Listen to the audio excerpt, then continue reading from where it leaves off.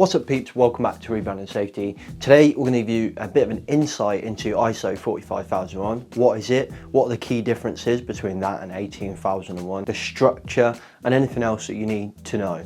Let's jump into the video. Rebranding Safety. What's up peeps, welcome back to Rebranding Safety. Rebranding Safety is the YouTube channel and podcast doing exactly what it says on the tin. So if you're new here, hit that subscribe button and the bell and all those magical buttons that do amazing things on the algorithms. So today we're talking about ISO 45001. We're going to talk about what it is, we're going to talk about the structure of it and the key differences between that and 18001. Just quickly before we jump into the video, Rebranding Safety YouTube and podcast is sponsored by Paradigm Human Performance HSE subscription service, targeting small and medium-sized enterprises, those businesses, those people that are normally managing everything, they're spinning all the plates, and it can become really stressful. Paradigm Human Performance believes that having occupational health and safety, having the people's welfare at the center of what you do shouldn't be out of reach. It shouldn't be something that you cannot achieve. And they want to help you with their HSE subscription service by getting the worker ingrained in what you do and getting you to appreciate their subject matter expertise and to have a more respectful, ultimately safer and compliant workplace all in one. Starting from just £99 a month, you and your company can get a HSE package that has human and organisational performance woven into it, because that's what Paradigm are. They're human and organisational performance experts. So this is really your decluttered health and safety management system. This isn't something that you have to implement and then 5 years down the line read Sidney Decker's book and freak out and then just start throwing everything and then go, oh no, I've thrown too much away, and bring it all back. This is the perfect package, and it's the ultimate first step for you as an SME to take before you enter that more in-depth world of becoming a high reliability organisation. So for me, it's an absolutely amazing package, and it really aligns with what we do at Rebranding Safety. So if this sings for you, or if this is right for your company, then please check out the details in the description below.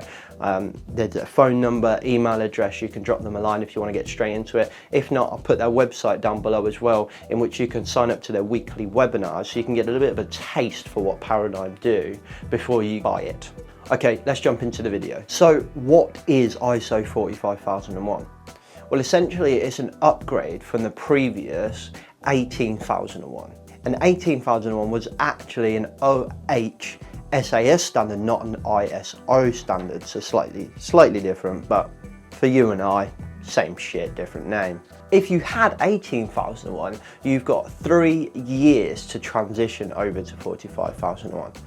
But there's an important note here because it's slightly tweaked because of COVID. So that has extended by 6 months to the 30th of September 2021. So a good point to note if you're in that transition period. So what is ISO 45001 then? Well, ISO 45001 is essentially the same as 18001, but with some key upgrades. It is a health and safety management system, and regardless of size, it should work for your company. It adopts a structure, high level structure, which essentially brings it in line with 9001 and 14001. So those of you that were on 18, had 9 and 14, probably have a little sigh of relief when you see that, or you've heard that for the first time today maybe. The aim of that is to make it a bit easier for companies, save a bit of time and ultimately cost in getting this integrated into your business, because it's going to be really familiar. The structure of it's going to be really familiar if you've got 9,000 and or 14,000.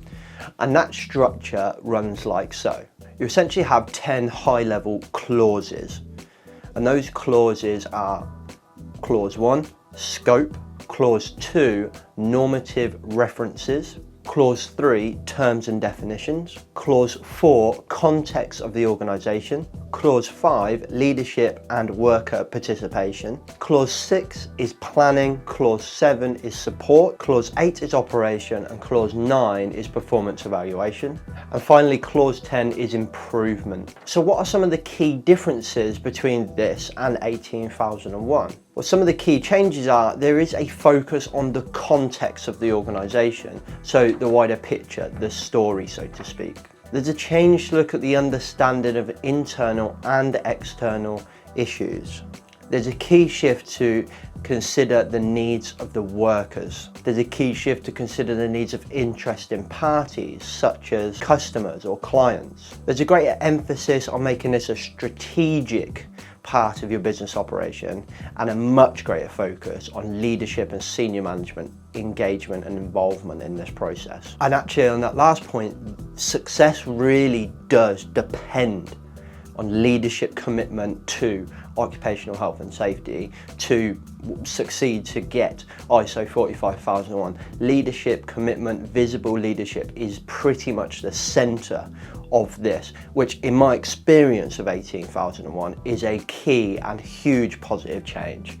Previously, just in my experience now, people could have done 18001 very well, very successfully, I get that, but in my experience, it was very much a paper pushing exercise, which is a shame, but that's what it was. Those of you that are a bit new view, if you want to call that, are probably going to align more with 45001 than you previously did with 18001. There are influences and there are languages from human organisational performance and the safety differently world or whatever you want. You can start seeing the influences there. Words like context, bringing leaders getting involved, making sure the workers are involved, making sure they're a valuable part of this process, considering the culture and promoting a positive culture. There are some influences, and if you understand that kind of world of HOP and safety differently and safety 2, whatever you want to call it, you can really start to see the bits where it falls in. So I'm interested to hear from you, if any of you are working with ISO 45001, whether you're seeing that correlation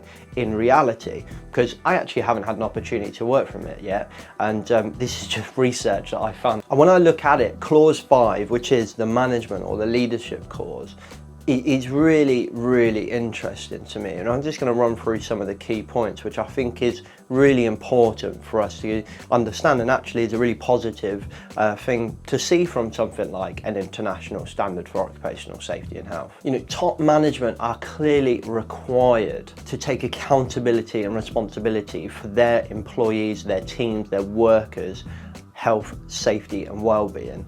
Now, whilst a lot of us might think that we do that and we might morally do that, it's really nice to see that in a system and to be essentially managed on that, measured on that, and as a company to have your accreditation, which to some companies, these are really key, especially in manufacturing, potentially construction as well, and any kind of service where your customer may demand that you have these services, these accreditations, It's really nice that that means that your customer is now demanding that you take accountability as a leader, as a manager, for health, safety and welfare of your employees. So it creates a bit of pressure to put the employee at the center of your business's strategic approach. There's a requirement for leaders to develop and lead a culture that's in line with their management system, which I think is key. I think this is really important that it says in line with your management system, because we'll have management systems where we say this is amazing and this is the world as we imagine it, but work as done is very, very different. So for me, this is a step to address work as imagined and work as done. It's basically saying, does the culture, does the reality of your workplace actually reflect your management system? So I was really pleased to see that in ISO 45001. Now there is a requirement in that same clause for the need to consult with workforce. For me, I feel like that needed to be more, and like I say, for those of you working in it and working with auditors and implementing this stuff and working with trained implementers, maybe there is some more weight behind this, and please comment below if there is. But for me, we've always said consult with your employees, and people see that as a very formalized process, and for me it just becomes a tick box. It's like when we go for a business redesign and we consult with our employees, but actually anything rarely changes, and we're just telling them how it is, and we consider that our consultation. Consultation for me is a conversation where we're saying we're thinking of doing this and what's your ideas and so on and so forth, or even better saying here's the problem, what does everybody think we should do? Maybe you try that, see what would happen. I guaranteed it would be good. So for me, I think that didn't really go far far enough. However, like I say, if you're working with this, comment below if it's better or maybe worse and let me know. But overall, what I'm reading, what I'm researching and what I'm hearing about ISO 45001 is really nice to see, nice to hear, because it really brings a lot of these core principles of putting the employee at the center of this, appreciating their worker expertise, engaging with them, promoting culture that aligns with what we think we're doing in our paperwork and so on and so forth. Making sure that leaders take this seriously and to make sure that leaders are accountable for what they're doing in this, and not to a point that we need to blame them, but to a point that they can choose to be accountable. They can take this on and say, no, I'm accountable for my people's safety, and this system forces that to happen in a way. And it's not that leaders don't want to do that or they choose not to do that, it's that there's so much going on that they just kind of forget, and that's okay. You know, that's life, that's normal, we all do that.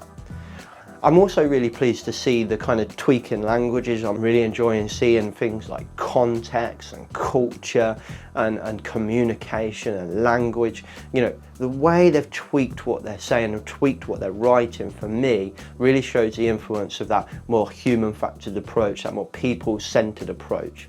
So really nice to see, and like I say, I'm just about starting to work into it, so I'll maybe do another update video, the reality of 45001, and see how that compares to this video. But in the meantime, please let me know the reality of working with 45001 if you are, in the comments below. Otherwise, I'll catch you in the next video. Safe.